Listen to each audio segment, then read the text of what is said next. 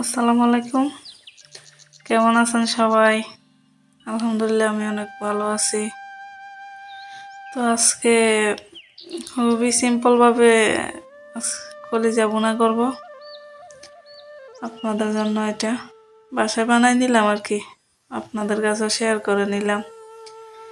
তো যাই হোক, এখানে 1 কেজি কলিজা। আমি সবগুলো রান্না করব না। অনেকটা কড়াইতে পানি দিয়ে কলিজাগুলো দিয়ে দিলাম। এখন সিদ্ধ করে ঠান্ডা পানি দিয়ে ধুয়ে নিব। একটা কড়াইতে তেল আর লবণ হলুদ দিয়ে দিলাম। কলিজাগুলা ভাজতে হবে ভালো করে। কড়াইতে দিয়ে দিলাম।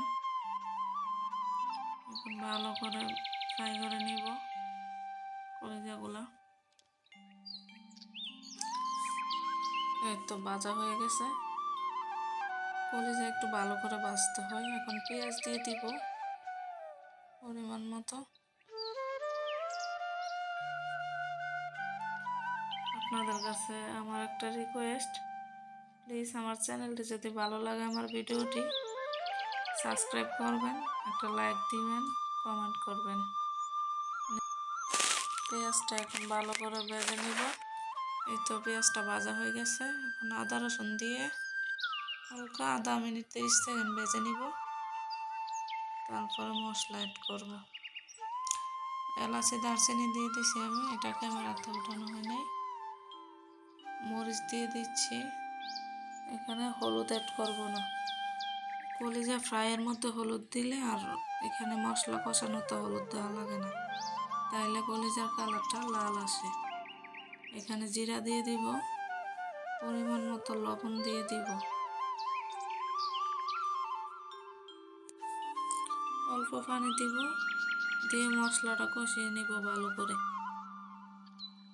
ভালো করে কষানো লাগে কলিজা, না হয় টেস্টটা ভালো আসে না আর কি। এই তো প্রায় কষানো হয়ে গেছে।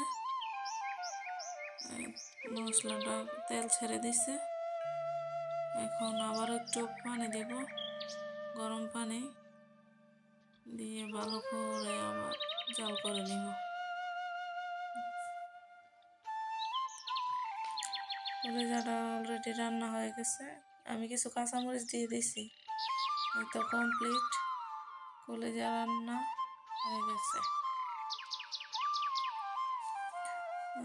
এই তো, সবাই ভালো থাকবেন, আমার জন্য দোয়া করবেন। বাই, আসসালামু আলাইকুম।